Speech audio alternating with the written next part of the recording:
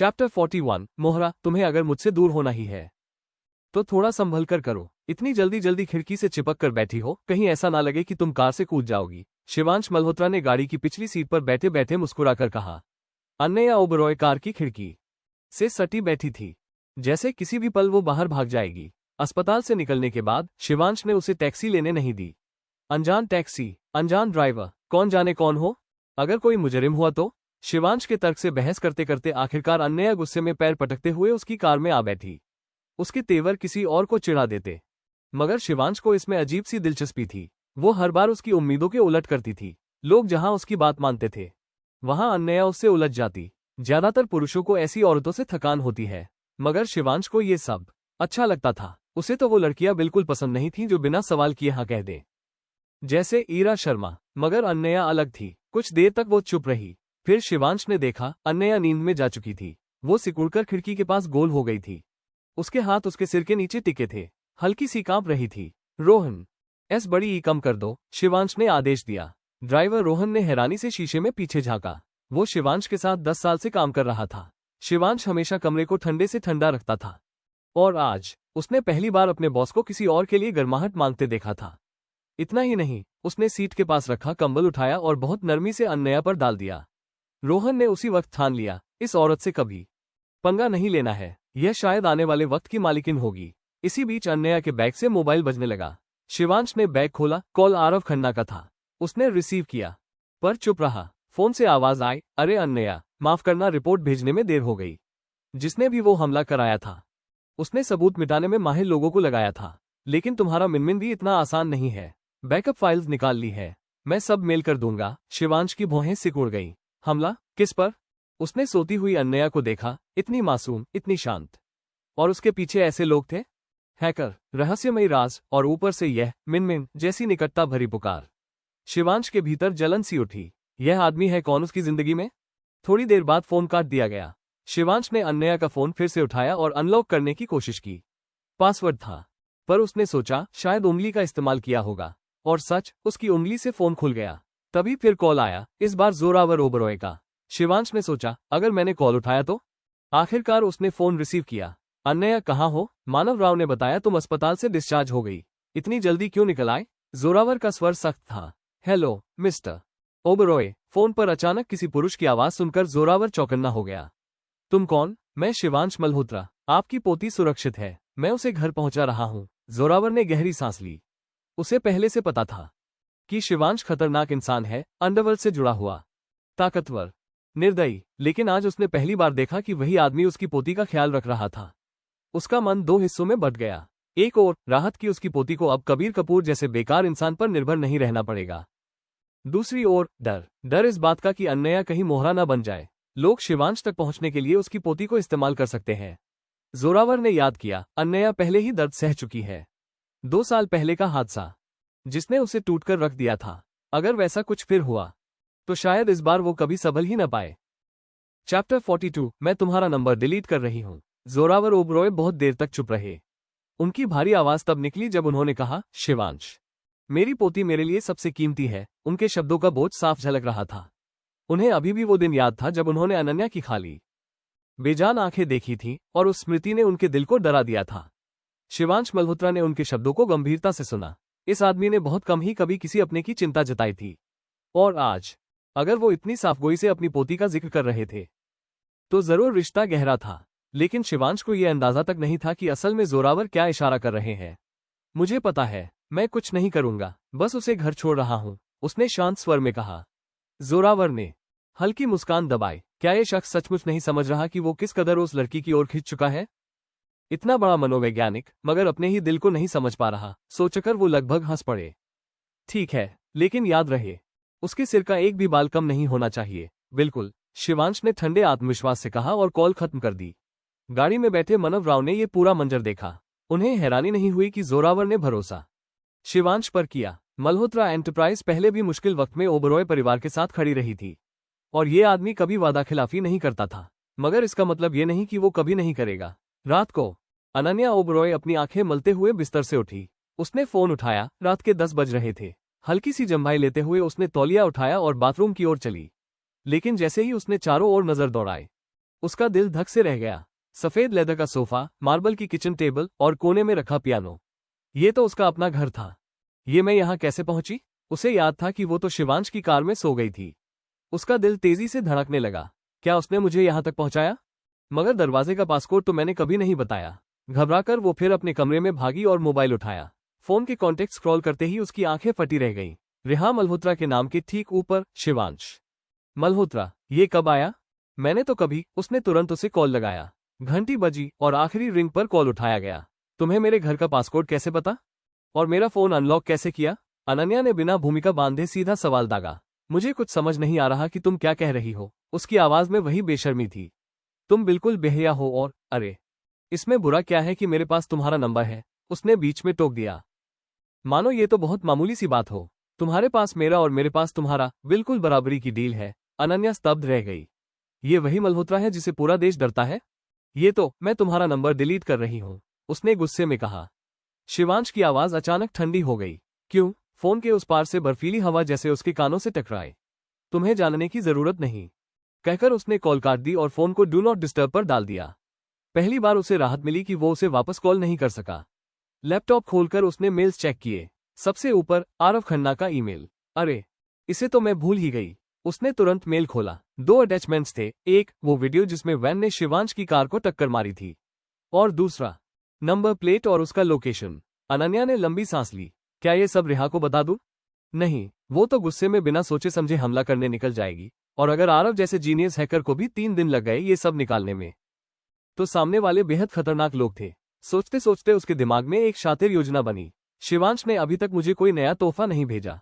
अगर मैं ये जानकारी उसे भेज दूं तो ये मेरी चाल होगी। वो भी मेरा एहसानमंद रहेगा और गिफ्ट वॉर में मैं उससे 2 कदम आगे रहूंगी। उसके होठों पर हल्की मुस्कान तैर गई। चैप्टर 43। ये तो बेवकूफी है। अगली सुबह अनन्या ओबरॉय को उनके दादाजी जोरावर ओबरॉय का मैसेज मिला। उन्हें ऑफिस आना था। बिना नाश्ता किए वो तैयार हुई और सीधी ओबरॉय कॉर्पोरेशन पहुंच गई। पब्लिक कैब से उतरते ही उसने ठंडी हवा महसूस की। प्रोफेशनल पेंसिल स्कर्ट और हल्के कोट में वो बेहद एलिगेंट लग रही थी। मगर ठंड ने उसके फैसले पर सवाल उठा दिया। जल्दी जल्दी कदम बढ़ाते हुए वो लॉबी की ओर भागी, बिना देखे कि उसी वक्त एक काली मेबाक कार बिल्डिंग के बाहर आकर रुकी है। अपने प्राइवेट की कार से उसने लिफ्ट एक्सेस किया। कई कर्मचारी उसे जिज्ञासु नजरों से देख रहे थे। ये लड़की कौन है? हर बार प्राइवेट लिफ्ट का इस्तेमाल करती है मगर कभी किसी मीटिंग में नहीं दिखती। कुछ ने सोचा, क्या ये किसी एग्जीक्यूटिव की रखेल है? मगर वो विचार तुरंत खारिज हो गया। सीईओ की परमिशन के बिना प्राइवेट की कार मिलना असंभव था। उनके लिए अनन्या अब भी एक रहस्य बनी हुई थी। जब अनन्या दादाजी के ऑफिस पहुंची तो कमरा खाली मिला। सेक्रेटरी ने बताया कि वो नीचे प्राइवेट मीटिंग रूम में इंतजार कर रहे हैं। चेहरे पर हल्की भौहें चढ़ाते हुए अनन्या वहां पहुंची और चौंक गई। कमरे में कंपनी के सारे बड़े अधिकारी मौजूद थे। गोल टेबल के छोर पर बैठे थे जोरावर ओबरॉय, एक शाही गरिमामयी अंदाज में, जैसे कोई अनुभवी सम्राट। उनके बाएं बैठे थे वाइस प्रेसिडेंट विक्रम यादव। देरी के लिए माफ कीजिए, अनन्या ने शांति से कहा और भीतर आई। असल में वो नाराज थी। दादाजी ने उसे 9:30 का समय दिया था, मगर वो तो आधे घंटे पहले ही आ गई थी। फिर भी बाकी लोगों के सामने उसे देर से बुलवाया गया। साफ था कि जोरावर चाहते थे कि वो केवल असली मुद्दे पर ही शामिल हो। बाकियों के लिए ये युवा महिला की मौजूदगी एक पहेली थी। इतनी अहम मीटिंग में ये क्यों आए? और ये 15 मिनट लेट कैसे हो सकती है? यहाँ बैठो, जोरावर ने अपने दाएं खाली कुर्सी की ओर इशारा किया। विक्रम यादव ने भी मुस्कुराकर हौसला बढ़ाया। अनन्या बैठ गई। प्रेजेंटेशन फिर से शुरू हुआ। कुछ ही मिनटों में उसके चेहरे का भाव बदल गया। सामने स्लाइड्स पर दिख रहे आंकड़े बेहद गलत थे। मुंबई में 5 मंजिला मॉल और उस पर 200 मिलियन का खर्चा। अनन्या की आंखें सिकुड़ गईं। वो जानती थी कि असली लागत 150 मिलियन से ज्यादा नहीं हो सकती। बाकी 50 मिलियन कहाँ जा रहा था? स्पष्ट था, ये अधिकारियों की जेब में। राजस्व का अनुमान भी झूठा था। क्या ये लोग नौसिखिए हैं या जानबूझकर धोखा दे रहे हैं? उसने देखा कि अधिकांश एग्जीक्यूटिव आंकड़ों पर सहमति जता रहे थे। कुछ ने हल्के फुल्के सवाल उठाए, मगर किसी ने गहरी जांच नहीं की। अनन्या का माथा और सिकुड़ गया। प्रेजेंटर्स आत्मविश्वास से बोलते रहे। उनके चेहरे पर कोई झिझक नहीं थी, मानो ये पहला मौका नहीं था जब वो बोर्ड को मूर्ख बना रहे हो। अनन्या को और बर्दाश्त नहीं हुआ। उसने हाथ उठाकर प्रेजेंटेशन रोका। अनुमति है बोलने की? वो हंस पड़े। ये कौन है? इतनी कम उम्र की लड़की क्या कहेगी? बोलो अनन्या, जोरावर ने शांत स्वर में कहा। उनकी आंखों में गर्व था, मगर उन्होंने जानबूझकर उसका सरनेम नहीं लिया ताकि उसकी पहचान छुपी रहे। प्रेजेंटर्स हक्का बक्का रह गए। बॉस ने इसे अनुमति दी। अनन्या खड़ी हुई, सभी सज्जनों से आदरपूर्वक कहना चाहती हूँ। उसकी आवाज गूंज उठी। ये प्रोजेक्ट बेवकूफी है। कमरे में सन्नाटा छा गया। प्रेजेंटर्स का सब टूट गया। तुम्हें ऐसा कहने का क्या हक है? तुम्हारे पास क्या? मैंने अभी अपनी बात शुरू ही की है। 5 शब्द सुनकर गुस्सा क्यों हो रहे हो? उसकी आंखों की धार ऐसे चमकी जैसे कोई नागिन डसने को तैयार हो। हर कोई स्तब्ध रह गया। ये नजर बिल्कुल जोरावर साहब जैसी। अनन्या ने ठंडे तर्कों की बौछार शुरू कर दी। पहली बात, ओबरॉय कॉर्पोरेशन पहले ही इंपीरियल स्टार मॉल में बड़े शेयर रखता है। नया मॉल बनाना हमारे खुद के पार्टनर पर हमला होगा और लिंक कांग्लोमरेट से रिश्ते तोड़ना हमारी सबसे बड़ी भूल साबित होगी। दूसरी बात, ये प्रोजेक्ट कंपनी को खोखला कर देगा। सालाना राजस्व गलत बताया गया है, प्रतिष्ठा गिरेगी। और 200 मिलियन की लागत तो पूरी तरह फर्जी है। उसके हर शब्द ने प्रेजेंटर्स के चेहरे की रंगत उड़ा दी। उन्होंने कभी सोचा भी नहीं था कि इतनी युवा दिखने वाली लड़की इतनी तीखी दलीलें देगी। उसी वक्त दरवाजे के बाहर खड़ा एक शख्स सब सुन रहा था। शिवांश मल्होत्रा अपने कंसल्टेंट्स, वकीलों और सेक्रेटरीज के साथ वो खामोशी से देख रहा था। सबकी नजरें अंदर बैठी उस लड़की पर थीं, जो अपनी निडरता से पूरी बोर्डरूम को चुप करा चुकी थी। और शिवांश, पहली बार उसके चेहरे पर हल्की मुस्कान उभर आई। अध्याय 44, छुपा हुआ हथियार। शिवांश मल्होत्रा ने ध्यान से देखा कि अनन्या ओबरॉय किस तरह बेधड़क खड़ी होकर मल्होत्रा कॉर्पोरेशन के सामने रखे गए फर्जी प्रस्तावों को ध्वस्त कर रही थी। उसकी आंखों में जो तेज था, वो कमरे में मौजूद अनुभवी और उम्रदराज लोगों को भी डरा देने वाला था। उसे देखकर शिवांश समझ गया कि आखिर क्यों जोरावर ओबरॉय अपनी पोती को इतना मानते हैं। वो न तो दबती है, न झुकती है। सच को सच और झूठ को झूठ कहने की ताकत उसमें है। उसकी नजरें संख्याओं को ऐसे पकड़ लेती थीं जैसे कोई शिकारी अपने शिकार पर झपटे। गलत आंकड़े, बेवजह बढ़ा हुआ खर्च, झूठे वादे, सब कुछ उसने एक एक कर सबके सामने उजागर कर दिया। शिवांश की आंखों में एक नया भाव आया। ये लड़की साधारण नहीं है, ये एक छुपा हुआ हथियार है। उसने सोचा, अगर कभी बाहर की दुनिया को अनन्या की असली क्षमताओं का पता चल गया तो बड़े बड़े कारोबारी उसे अपने पक्ष में करने के लिए हर हद पार कर देंगे। और अगर वो न मानी तो शायद उसे रास्ते से हटाने की भी कोशिश करेंगे। लेकिन सबसे हैरानी की बात यह थी कि अनन्या के पास कोई सुरक्षा नहीं थी।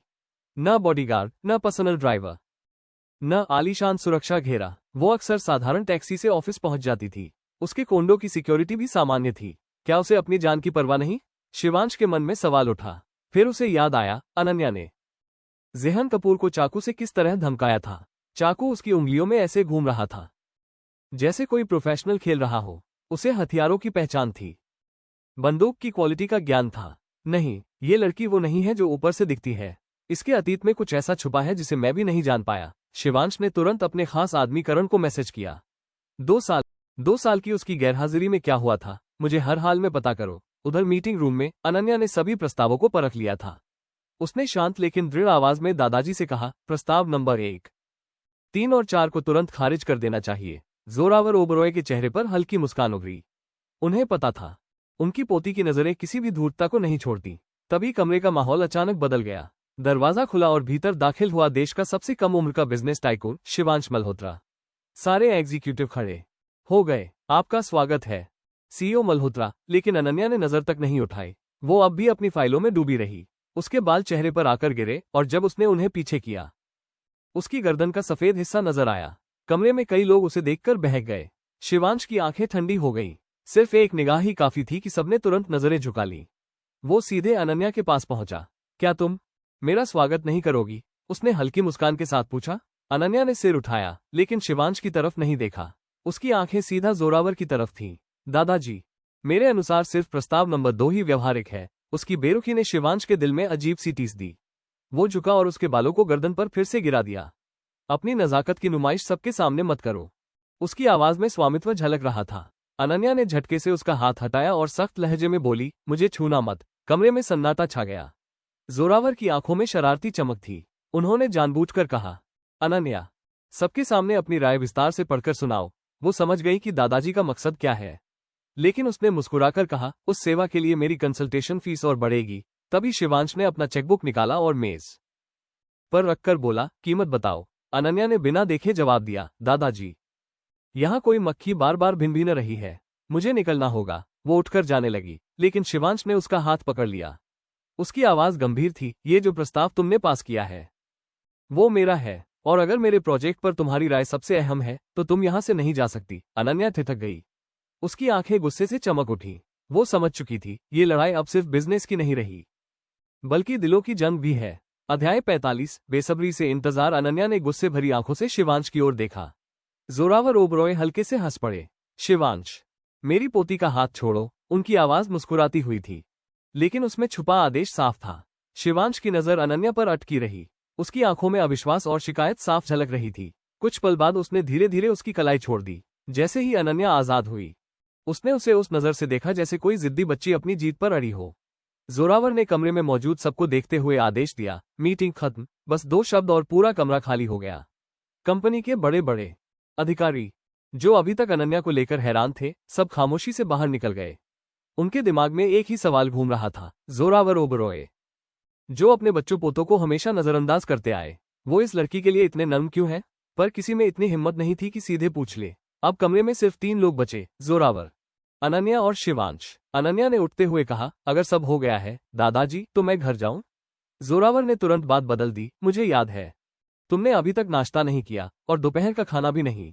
अब तो शाम हो चली है, भूख से बेहाल हो रही होगी। जैसे ही उन्होंने कहा, कमरे में हल्की सी गड़गड़ाहट सुनाई दी। अनन्या का चेहरा गुलाबी हो गया, गर्दन से लेकर गाल तक शर्म से लाल पड़ गए। वो सचमुच भूखी थी, पिछली रात का डिनर छोड़ चुकी थी और सुबह भी कुछ नहीं खाया था। लेकिन अभी सबके सामने उसका पेट आवाज क्यों करने लगा? शिवांश ने होठ दबाकर मुस्कान छुपाने की कोशिश की। वो हमेशा ठंडी और सख्त स्वभाव की रहती थी, लेकिन इस वक्त उसके चेहरे की मासूमियत उसे बेहद प्यारी बना रही थी। जोरावर ने मुस्कुराते हुए कहा, मैंने मनीष को मैसेज कर दिया है, तुम्हारे पसंदीदा रेस्तरां से स्ट्यूड बीफ और ब्रेस्ड एग्स आ रहे हैं, 5 मिनट में पहुंच जाएंगे। पसंदीदा शब्द सुनते ही शिवांश का ध्यान चौंक कर उधर गया। उसने चुपचाप अपना फोन निकाला और करण को टेक्स्ट भेजा, पता करो अनन्या का पसंदीदा रेस्तरां कौन सा है, मालिक से बात कर लो, उसे ये खाना हमेशा उपलब्ध होना चाहिए। अनन्या ने दोनों की शरारती आंखों से बचते हुए नजर फेर ली। धीरे से बोली, ठीक है, मैं यही लंच कर लेती हूँ। कुछ ही देर में खाना आ गया।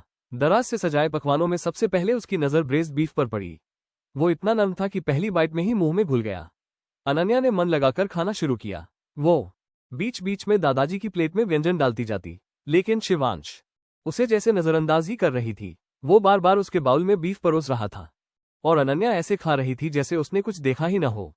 जोरावर ने ये सब मजे से देखा। बेचारा लड़का कैसा बेकरार लग रहा है। उसके चेहरे पर वही भाव था जैसे कोई वफादार कुत्ता अपने मालिक की तरफ उम्मीद भरी आंखों से देखता है। बाहर खड़े शिवांश के असिस्टेंट भी अंदर की खामोशी को देखकर अंदाजा लगा रहे थे। सबके मन में एक ही ख्याल था, सीईओ मल्होत्रा आज तो सचमुच बेबस लग रहे हैं। अनन्या हल्की मुस्कुराई और फिर इस बार खुद ही उसके बाउल में स्टीम स्कैलप एग्स डाल दिए। शिवांश ने झुककर धीरे से कहा, तुम्हें कैसे पता चला कि ये मेरी पसंद है? अनन्या, उसने नजरें चुराते हुए कहा, मुझे नहीं पता, तुम ज्यादा सोच रहे हो। लेकिन उसकी आवाज में जो हल्की सी घबराहट थी, वो शिवांश से छुपी नहीं रह सकी।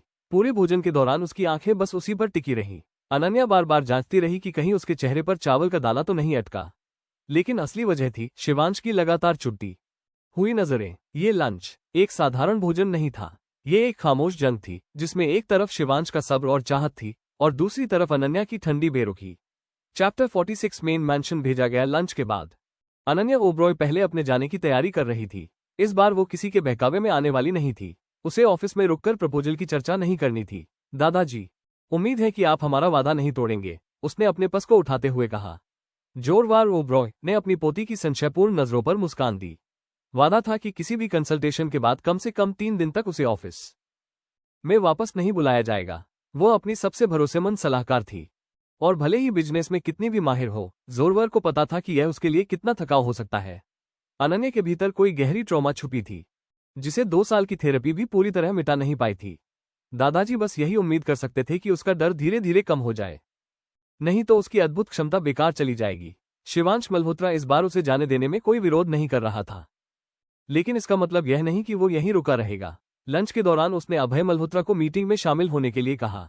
जोरवार अपने चमड़े की कुर्सी पर पीछे झुकते हुए देख रहे थे कि शिवांश कितनी सहजता से अपनी पोती के पीछे गया। 3 मिनट बाद एक और आदमी कमरे में आया। उसका चेहरा शरारती मुस्कान से भरा था। शिवांश की तरह कठोर और गंभीर नहीं, अभय मल्होत्रा हमेशा मासूमियत में शरारत छुपा कर रखता था। एल्डर ओबरॉय, उम्मीद है मैंने आपको लंबे समय तक इंतजार नहीं कराया, अभय ने मेज पर बैठते हुए कहा, लेकिन अचानक कुछ सूंघ कर रुक गया। लंच में आपने स्कैलप्स खाए क्या? अभय का लंबा और पतला कद और उसकी भूख का अंदाजा लगाना मुश्किल था। उसकी नाक इतनी तेज थी कि उसने अपनी पसंदीदा डिश की खुशबू तुरंत पहचान ली, वही जो शिवांश को एलर्जी थी। यंग बॉय, तुम्हारी नाक तो जैसे रक्त शोधक कुत्ते जैसी है। हाँ। लंच में स्कैलप्स के साथ एग्स थे। जोरवार ने अभय के चेहरे पर आश्चर्य देखा। मुझे उम्मीद है कि मेरे भाई ने नहीं खाया। उसे इस डिश से गंभीर एलर्जी है। अभय ने फोन निकाला और पैनिक में टेक्स्ट भेजा। जोरवर ने माथा झुकाया। गंभीर एलर्जी? लेकिन उसने तो लंच में 1 चम्मच खा लिया था, जो अनन्या ने उसकी प्लेट में डाली थी। उसने 1 चम्मच खा लिया? 1 चम्मच? एल्डर ओब्रॉय, माफ कीजिए, लेकिन अभी वो कहाँ है? अभय खड़े हो गए। उन्होंने तुरंत चेन गोनांग को मैसेज किया। वो मेरी पोती के साथ चली गई, जोरवार ने हल्का सा झुकते हुए कहा। दोनों प्राइवेट एलिवेटर्स थे, इसलिए शिवांश और अनन्या शायद उसी समय नीचे गए जब अभय ऊपर जाने की कोशिश कर रहे थे। क्यों शिवांश ने स्कैलप्स खा लिए और कहा कि यह उसकी पसंदीदा डिश है? क्या वो मौत की चुनौती मांग रहा था? अभय सोचता रहा। पोती, मुझे लगा था कि तुम इनमें से किसी को मान्यता नहीं देते, अभय ने ध्यान भटकाते हुए कहा। जोरवर ने अपने गाल को हाथ पर टिकाए हुए कहा। मैं 2 को मानता हूं। एक मेरी पोती अनन्या ओब्रॉय। उसने हल्का सा गलती से कहा कि वो सबसे बड़ी पोती है। अनन्या वास्तव में सबसे बड़ी पोती नहीं थी, उसके 2 बड़े भाई भी थे, लेकिन जोरवर को उनकी याद तक नहीं थी। अनन्या ओब्रॉय, अभय ने अपना सिर फोन से उठाते हुए कहा। यह नाम उसे कहीं से परिचित लग रहा था। उसने कुछ दिन पहले की यादें याद की। क्या वो मेरी छोटी बहन की परिचित है? हाँ। सीओफेई यानी रिया मल्होत्रा की अच्छी दोस्त है। अगर मुझे सही याद है तो उसकी डेट तुम्हारा होना तय था, जोरवार ने याद किया। सुरक्षा ने रिपोर्ट की थी कि जब अनन्या को यांग परिवार की गाड़ी ने उठाया, वो बैंक्वेट में अकेली पहुंची। नियम के अनुसार उन्हें कमरे में प्रवेश नहीं मिला और उन्हें हॉलवे में इंतजार करना पड़ा। अभय ने उंगलियां थपथपाई जब उसे समझ आया। बहुत अजीब है, मैं पूरी तरह तैयार था उसे लेने के लिए, लेकिन आखिरी समय में शिवांश ने मुझे रोका। फिर मुझे मैंशन में ले जाया गया और वो खूबसूरत लड़की साथ में गई। वो लंबे समय के बाद अनन्या को फिर देखने के लिए उत्साहित था। यह अजीब था कि उसने उसे नहीं पहचाना, जबकि बचपन में दोनों अच्छे दोस्त थे। शायद वर्षों की दूरी ने यादें मिटा दी। और सबसे अजीब बात यह कि शिवांश ने इतनी सख्ती दिखाई कि अभय उसे बैंक्वेट में जाने ही नहीं दे सका। वो देखना चाहता था कि उसके माता पिता शिवांश को कैसे डांटेंगे कि उसने उसे फैमिली शुरू करने के लिए इंतजार कराया। 27 साल के अभय ने अब तक अपनी कोई शादी माता पिता के सामने पेश नहीं की थी। अभय ने उस हालिया हेडलाइन को याद किया जिसने हाल ही में सुर्खियां बनाई थी। उसके माता पिता शिवांश के कॉल न उठाने पर लगातार कॉल कर रहे थे। वे खुश थे और उम्मीद कर रहे थे कि जल्द ही उनके परिवार में पोता पोती आएगी, लेकिन अभय को नहीं पता था कि यह सच है या नहीं। चैप्टर 47 तुम पर बकाया है। जब अनन्या ओब्रॉय मुंबई की व्यस्त सड़कों की ओर बढ़ी और कैब रोकने ही वाली थी, तभी किसी ने उसका हाथ पकड़ लिया। वो घबराकर मुड़ी और उसे लगा कि शायद शिवांश मल्होत्रा ही होगा, लेकिन फिर उसने देखा कि उसकी त्वचा असामान्य रूप से फीकी थी। माथे पर ठंडी पसीने की बूंदें और आंखें थकावट और दर्द से बंद थीं। अरे, तुम ठीक हो? अनन्या ने घबराते हुए पूछा और उसने उसे अपने कमजोर कद के सहारे झुकने दिया। अनन्या लगभग अपने पैरों पर संतुलन खो बैठी जब उसने उसकी मजबूत कद काठी को सहारा देने की कोशिश की। शिवांश ने कोई जवाब नहीं दिया। वो बस अपनी ठुड्डी को उसके कंधे पर रखकर झुक गया। अनन्या ने नीचे देखा और देखा कि उसकी आंखें कसकर बंद थीं। उसका पकड़ अब और मजबूत हो रहा था। उसके हाथों से हल्का दर्द महसूस हो रहा था। कुछ मीटर दूर एक बड़े स्टैच्यू के पीछे एक पापराजी सुरक्षित रूप से छिपा हुआ था। वो बस सड़क पर टहल रहा था जब उसकी नजर प्रसिद्ध शिवांश मल्होत्रा पर पड़ी। आज उसका बहुत अच्छा दिन था, क्योंकि वो इस जोड़े की बहुत ही निजी तस्वीर ले पाया। अनन्या को कैमरे की भनक भी नहीं थी। उसका ध्यान पूरी तरह उस भारी व्यक्ति पर था जो उस पर झुका हुआ था। शिवांश, उसने चिंता से पूछा और अपने फ्री हाथ से एम्बुलेंस कॉल करने की कोशिश की, लेकिन उसने उसका हाथ रोक दिया। मैं ठीक हूं, उसने धीरे से कहा, लेकिन आवाज में मजबूरी साफ झलक रही थी। नहीं, तुम बिल्कुल ठीक नहीं हो, तुम बहुत पीले हो। और तभी एक काला मेबैक अचानक उनके सामने रुका। कार में बैठो, राजत, शिवांश का भरोसेमंद सहायक पैसेंजर सीट से जल्दी निकलते हुए बोला। वो राहत महसूस कर रहा था कि उसका बॉस किसी के सहारे रह पाया और सड़क पर गिरकर सबके सामने कमजोर नहीं दिखा। तुम कौन हो? अनन्या ने उस अजनबी को देखकर भौहें चढ़ाई। मैं उनका सचिव हूं। राजत थोड़ा हैरान था कि अनन्या सामने है। उसने उसकी पृष्ठभूमि पर पहले ही गहन शोध किया था। अनन्या का जवाब आने से पहले ही राजत ने शिवांश को आधा खींचते हुए कार में रखा, लेकिन इस स्थिति में भी शिवांश अनन्या को छोड़ने को तैयार नहीं था। ऐसा लग रहा था कि वो उसके बिना कार में नहीं जाएगा। अनन्या ने मजबूरी मानकर उसके साथ कार में बैठना तय किया। क्या तुम्हारे पास एपिपेन है? कार में घुसते ही अनन्या ने राजत से चिंतित होकर पूछा। राजत ने जल्दी से पीला डिवाइस निकाला और सेकंडों में शिवांश की जांघ पर सही जगह इंजेक्शन लगा दिया। तुरंत उसका रंग सामान्य दिखने लगा। अनन्या ने राहत की लंबी सांस ली, जो उसे खुद नहीं पता थी। फिर उसने महसूस किया कि उनकी स्थिति कितनी असहज है। शिवांश का हाथ अब उसकी कमर पर था, सिर उसके कंधे पर झुका हुआ और उनकी टांगें भी छू रही थीं। उसने नीचे देखा और शिवांश के शांत चेहरे पर नजर डाली। उसकी आंखें फिर ऊपर उसकी होठों और आंखों पर गईं, जहां गहरे घेरे दिख रहे थे। उसने सोच लिया कि उसे जगाना बेहतर नहीं होगा। राजत ने उनकी अंतरंग स्थिति को देखा, लेकिन जैसे कुछ नहीं हुआ हो। कार में हल्की गर्मी और अजीब तनाव था, इसलिए अनन्या ने पहला कदम बढ़ाया। क्या तुम्हें पता है कि एलर्जी किस चीज से हुई? उसने पूछा। बॉस, स्कैलॉप्स के लिए गंभीर रूप से एलर्जी है। शुक्र है कि अभय ने मुझे समय पर मैसेज किया, नहीं तो उनकी सांसों की नली बंद हो जाती। राजत ने राहत की सांस ली। अनन्या की हथेली कस गई। वो स्कैलॉप्स के लिए एलर्जी है? लेकिन उन्होंने वो खाना खुशी खुशी खा लिया। उसने खुद को रोकते हुए सोचा, क्या ये पागल आदमी जानबूझकर जोखिम ले रहा है? कार पहुंची और रोहित, उनका चालक, पीछे के रियरव्यू मिरर से देख रहा था। सर, हम पहुंच गए हैं। मुझे माफ करना अगर यह भारी पड़ रहा है, लेकिन क्या आप मदद कर सकती हैं बॉस को घर तक ले जाने में? राजत ने पूछा। अनन्या ने सिर हिलाया। ठीक है, मुझे कोई आपत्ति नहीं। उसने झूठ बोला, जबकि दिल में वो बिल्कुल तैयार नहीं थी। शिवांश का कद, उसकी ताकत और घर तक पहुंचने के लिए सीढ़ियों की संख्या, ये सब अनन्या के लिए भारी था। लेकिन अंततः उसने उसे और राजत के साथ मिलकर कमरे तक पहुंचाया। कमरे में पहुंचने पर अनन्या ने थकान महसूस की। सोफे पर लेटते ही उसकी आंखें बंद हो गईं और वो पल भर में सो गई। चैप्टर 48। बेवकूफ की तरह शिवांश मल्होत्रा आधी रात में जाग गया, जैसे हमेशा करता था। उसने अपने रेशमी बालों में थकान भरी हाथ फेरते हुए अपने हालात को महसूस किया। वो पहले से ही अपने बिस्तर में था, कंबल से अधूरा ढका। उसकी सुबह की काली 3 पीस सूट अभी भी पहन रखी थी, हालांकि थोड़ी अस्त व्यस्त हो गई थी, जैसे वो इसे पजामा की तरह इस्तेमाल कर चुका हो। बिस्तर से उतरते ही उसे सब याद आ गया। उसने फ्लैशबैक में देखा कि उसने वो एकमात्र खाना खा लिया था जिससे उसे गंभीर एलर्जी थी, और उसने इसे खुशी खुशी अपनी पसंदीदा चीज मानकर खा लिया। अगर उसने समय पर उपचार नहीं लिया होता तो उसकी जान जा सकती थी, क्योंकि पास में एपिपेन नहीं था। लेकिन यह पहला मौका था जब अनन्या ओब्रॉय ने खुद से उसे कुछ खाने को दिया था। यह एक प्रगति थी, और उसने सोचा कि उसे ऐसा करके उसे आगे भी प्रोत्साहित करना चाहिए। धीरे धीरे उसके चेहरे पर मुस्कान फैल गई जब उसने महसूस किया कि उसके पास रहते हुए वो अभी भी उसके फूलों जैसी खुशबू महसूस कर सकता है। उसने याद किया कि उसके कंधे पर झुककर कितना आराम महसूस हुआ और कैसे उसने अपने शरीर को स्थानांतरित किया ताकि वह सहज स्थिति में हो सके। बेवकूफ की तरह मुस्कुराते हुए शिवांश अपने कमरे से बाहर निकलने और होम ऑफिस में काम करने के लिए तैयार था। लेकिन तभी उसकी नजर पड़ी काली लेदर सोफे पर एक महिला बॉल की तरह मुड़ी हुई थी, पीठ उसकी तरफ। अपनी आंखों पर विश्वास न करते हुए वो धीरे धीरे सोफे की ओर बढ़ा। जब पास गया तो उसने सुनिश्चित किया कि यह वही महिला है जो लंबे समय से उसके दिमाग में बस रही थी। अनन्या गहरी नींद में थी, आंखें शांत और बंद, होंठ हल्के खुले, आधा चेहरा बालों में छिपा हुआ। उसकी मुस्कान और बड़ी हो गई जब उसने उसके अस्त व्यस्त बाल देखे। मजाकिया लग रहा था, हालांकि थोड़ा असहज। उसने उसके बालों को साइड किया और उसके मुलायम गालों को देखा, इतने आमंत्रित और कोमल कि वो हल्के से एक उंगली को घुमाकर उसे छूने से खुद को रोक नहीं सका। यहां सोना ठीक नहीं है, उसने हल्के से डांटा, भले ही वो सुन न सके। उसकी स्थिति भी काफी असहज थी। बिना तकिए के उसका गला जरूर दर्द करेगा। वो झुककर उसे अपनी बाहों में उठा लिया।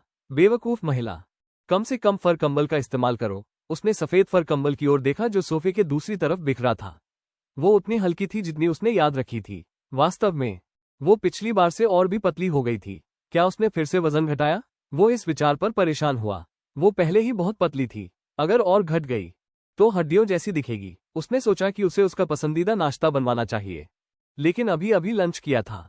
फिर उसने तय किया कि सुबह उसे एक भरपूर नाश्ता बनवाएगा, जैसे कोई जूलरी मास्टर कीमती जैद को सावधानी से बॉक्स में रखता है। उसने उसे बेड पर रखा। वो उसे एक अमूल्य खजाने की तरह संभाल रहा था। जब उसने देखा कि वो उसी बिस्तर में गहरी नींद में है जिस पर वो खुद सोता है और उसी कंबल से ढकी है, उसे संतोष की अनुभूति हुई। वो बिना किसी चिंता के सो रही थी। पास जाकर उसने देखा कि वो हल्का सा लार टपक रही थी।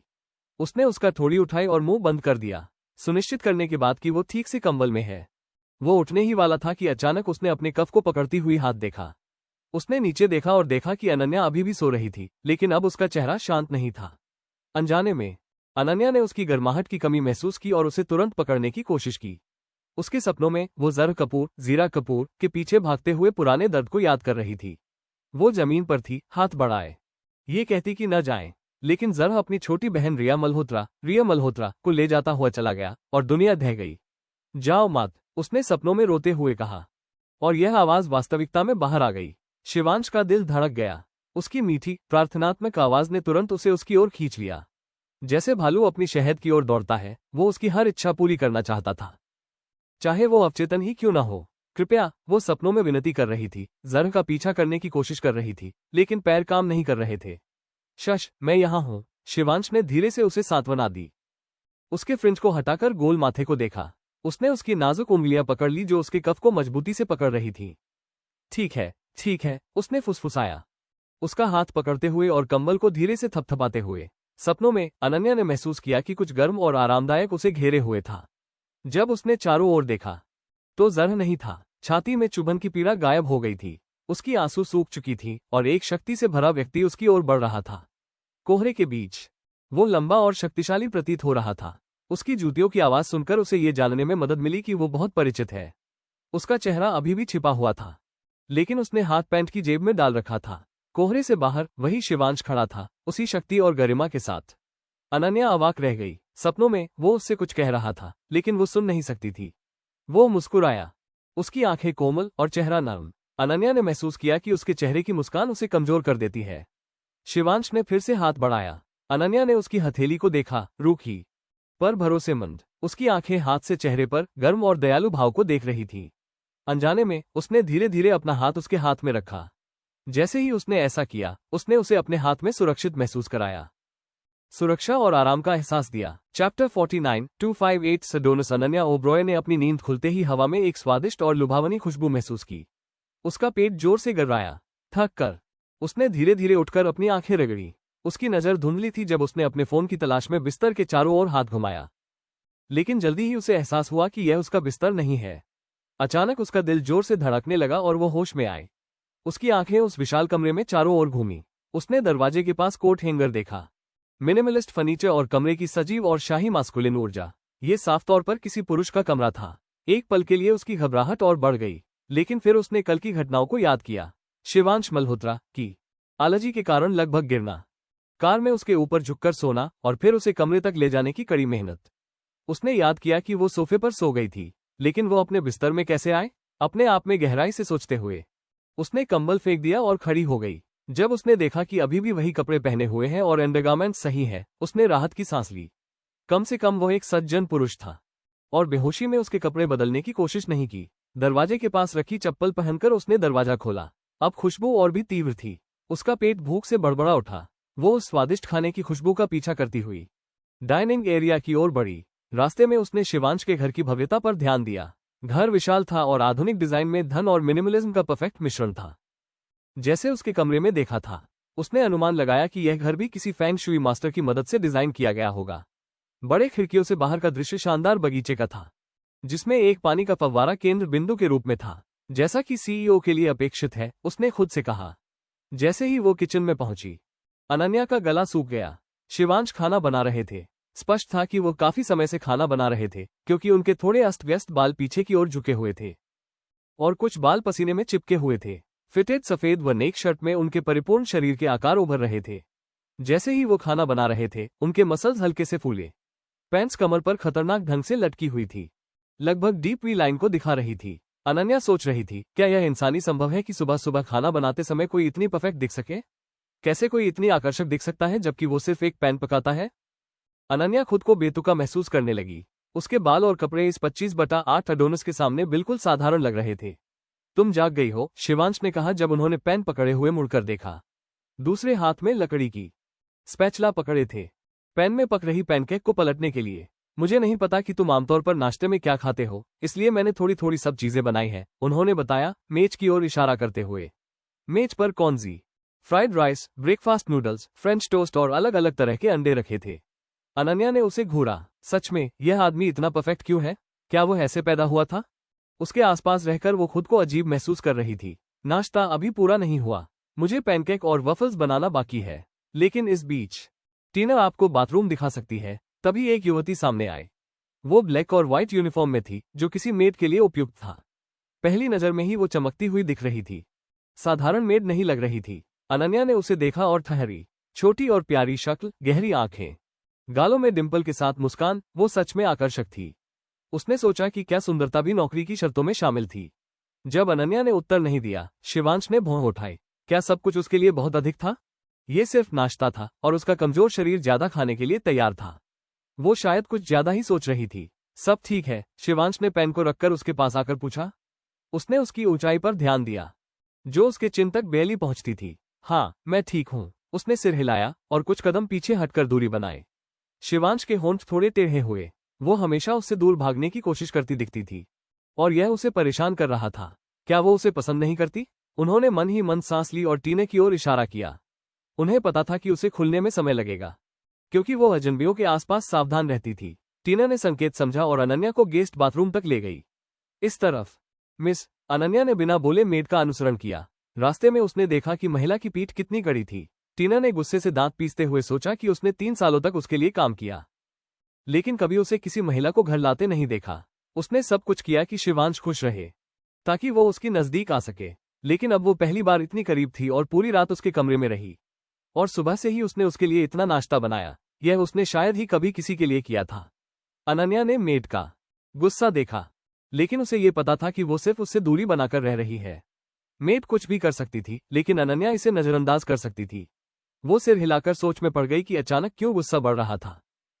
Chapter 50 protective instincts. ये तुम्हारे लिए एक अतिरिक्त टूथब्रश है और ये तौलिया। टीना ने थोड़ी कठोरता से अनन्या को सामान थमाया, लगभग सब कुछ उसके हाथों में धकेलते हुए। अनन्या की भौहें उठी और अंदर ही अंदर एक हल्की आग सी जल उठी। उसने खुद को शांत रहने की याद दिलाई। वो किसी और के घर में बड़ी ड्रामा नहीं करना चाहती थी, खासकर जब यह नौकरानी उसकी नहीं थी। ओह, और ये कप। शिवांश को दूसरों के साथ चीजें शेयर करना पसंद नहीं है, तो बाद में इसे फेंक दो। टीना ने कप को मार्बल सिंक पर रखा, जिससे जोर का ध्वनि हुई। और ये तुम्हारे लिए अतिरिक्त कपड़े हैं। उसने कपड़े काउंटर पर फेंक दिए।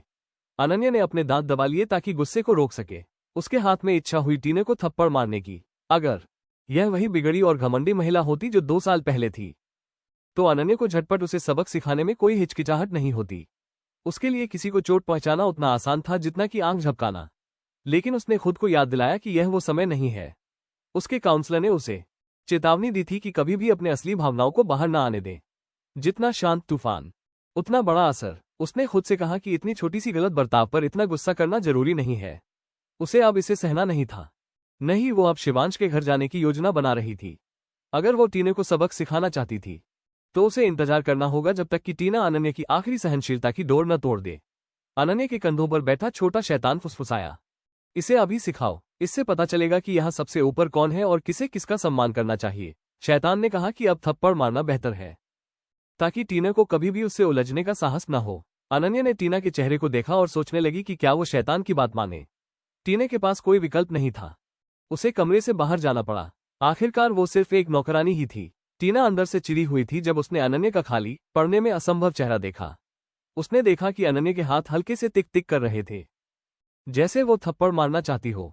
टीना ने अनन्या के खिलाफ साजिश रचने की योजना बनाई। अगर वो शिवांश को रोते हुए बताए कि अनन्या ने उसे मारा, तो क्या वो निर्दोष पीड़िता नहीं लगेगी? हर आदमी में सुरक्षा की भावना होती है। जितना दबंग और शक्तिशाली आदमी, उतना ही वो अपनी महिलाओं की सुरक्षा करता है। टीना जानती थी कि शिवांश भी इससे अलग नहीं है। उसने खुद देखा था कि वो उन लोगों को कैसे संभालता है जो उसके जीवन की महिलाओं का अपमान करते हैं। टीना ने मुस्कुराते हुए सोचा, अगर वो खुद को पीड़ित बनाकर दिखा पाए, तो अनन्या को घर से निकाल सकती थी। शिवांश की प्रतिष्ठा ऐसी थी कि जो भी उसके या उसके लोगों के खिलाफ साजिश रचता, उसका निवारण होता। टीना 3 साल से उसके लिए उत्कृष्ट काम कर रही थी। वो उसके लोग में शामिल मानी जाती थी।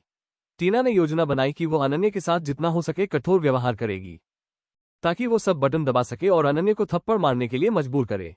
लेकिन टीना थोड़ी हिचकिचाई। अनन्या भले ही कमजोर लगती थी, लेकिन अमीर और शक्तिशाली महिलाएं जो नौकरानियों को मारती है, वो कोई नई बात नहीं थी। अनन्या इतनी सुंदर थी कि अगर उसने गहरा निशान छोड़ा, तो शिवांश की सुरक्षात्मक प्रवृत्ति तुरंत जगेगी। टीना ने ये सोचकर मुस्कुराया। अनन्या ने दरवाजे के नीचे से टीना के पैरों की छाया देखी और लगभग आंखें घुमा दी। क्या ये साधारण नौकरानी उसे मूर्ख बना रही थी? अनन्या पहले ही जान चुकी थी कि टीना क्या कर रही थी। अनन्या ने इरा के खिलाफ अपनी पुरानी योजनाओं को याद किया। भले ही यह शायद ही कभी काम करती थी, लेकिन उसने खुद को एक व्हाइट लोटस के रूप में पेश करने में माहिर थी। उसने जाना कि कैसे किसी साधारण आदमी के दिल को छूना है। लेकिन कबीर कपूर एक साधारण आदमी नहीं था। और आयरा की मैं आम लड़की हूं जो राजकुमार से प्यार में पड़ी जैसी एक्टिंग उस पर अधिक असर करती थी। इसलिए अनन्या की कोई भी चाल उस पर काम नहीं करती थी। उसने सोचा कि क्या शिवांश उसकी मूर्खतापूर्ण हरकतों पर फंसेंगे। उनके उच्च आईक्यू को देखते हुए ये लगभग असंभव था, लेकिन कम से कम इससे नौकरानी की छवि खराब होती। अनन्या ने टीना के बारे में और अधिक सोच को पीछे डाल दिया और जल्दी से नहाए। शॉवर से बाहर आने पर उसके जैस्मिन खुशबू वाले टोन में हल्का बदलाव था। वो हैरान नहीं हुई कि गेस्ट बाथरूम में भी हाई एंड लग्जरी प्रोडक्ट्स रखे हुए थे। शिवांश मल्होत्रा अपने घर में नाश्ते के आखिरी छून दे रहे थे। जब उन्होंने अनन्या की उपस्थिति का एहसास किया, उन्होंने नजर उठाई और गहरी सांस ली। जब उन्होंने अनन्या को देखा, ढीले सफेद कपड़े में जो हर कदम के साथ लहराता था, वो एक परी जैसी लग रही थी। और पास आने पर शिवांश को लगा कि उसका शरीर भी उसी तरह खुशबू दे रहा है जैसे उनका। उसने सोचा कि शायद अनन्या ने वही बॉडी वॉश इस्तेमाल किया जो वो करता था। वो अक्सर महिला मेहमानों को घर पर नहीं लाते, इसलिए शेल्फ आमतौर पर पुरुष उत्पादों से भरे होते। तुम क्या देख रही हो? अनन्या ने शर्म से पूछा। कुछ नहीं, शिवांश मुस्कुराए। उनकी आंखें झूमती रोशनी में चमक रही थीं। उनके आंखों में अक्सर निराशा का अंबार होता था, लेकिन अनन्या के लिए ये केवल खेलपूर्ण और चंचल था। अनन्या ने होंठ दबाए और कुछ कहने से खुद को रोक लिया। मुझे ओवरथिंक करना बंद करना चाहिए, उसने खुद को फटकारा और अपने कंधे से छोटे शैतान को फिर से हटा दिया। अगर आपको ये कहानी पसंद आ रही है तो कृपया चैनल को सब्सक्राइब करें और अधिक से अधिक स्टोरीज को शेयर करें। कहानी को लाइक या कमेंट करना मत भूलना। कहानी सुनने के लिए आपका दिल से धन्यवाद।